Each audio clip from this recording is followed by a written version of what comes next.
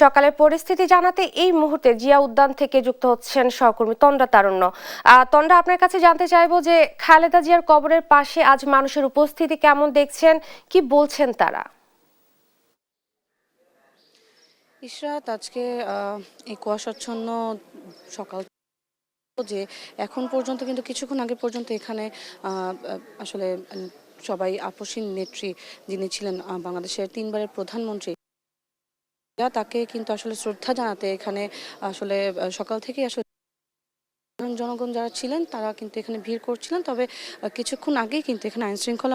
আইনশৃঙ্খলা বাহিনী যারা আছেন তারা কিন্তু এখানে পুরোটি আসলে পরিষ্কার করার জন্য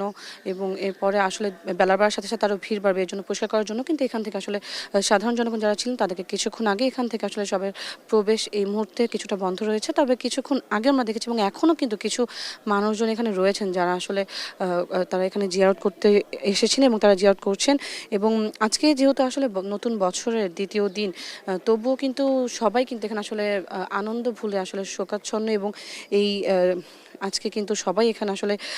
এই সকাল সকালে এই ঠান্ডার মধ্যে বা এই কুয়াশাচ্ছন্ন দিনেও কিন্তু তারা সবাই এখানে এসেছেন এবং তারা শ্রদ্ধা জানাচ্ছেন। আমি সকাল থেকে এখানে যারা ছিলেন সাধারণ জনতা থেকে শুরু করে নেতাকর্মী যারা ছিলেন তাদের প্রত্যেকের সাথে যখন কথা বলেছি তারা প্রত্যেকেই একটি কথা বারবার বলছিলেন যে আসলে আমরা যা হারিয়েছি এটি আসলে কোনোভাবেই নয়, অর্থাৎ একটি অপূরণীয় ক্ষতি আসলে বাংলাদেশের হয়েছে। আমরা এই এত আসলে নেত্রীকে এই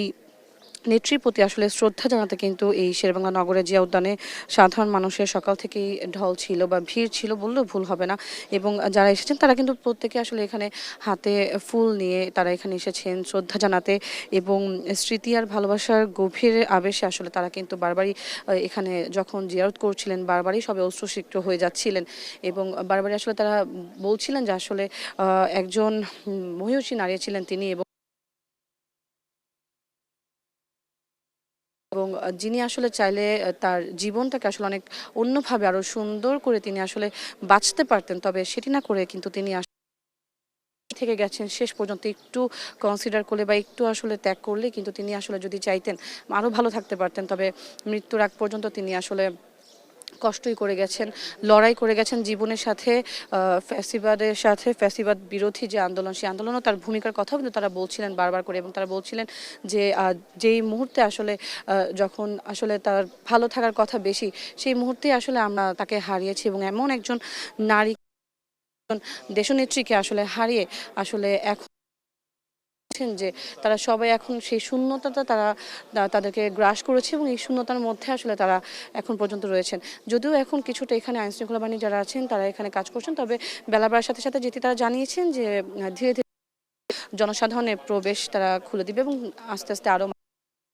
যারা শ্রদ্ধা জানাতে এসেছেন তারা আবারও এসে আসলে শ্রদ্ধা জানাতে পারবেন। ইশরাত, এই ছিল আমার কাছে এখান থেকে সর্বশেষ।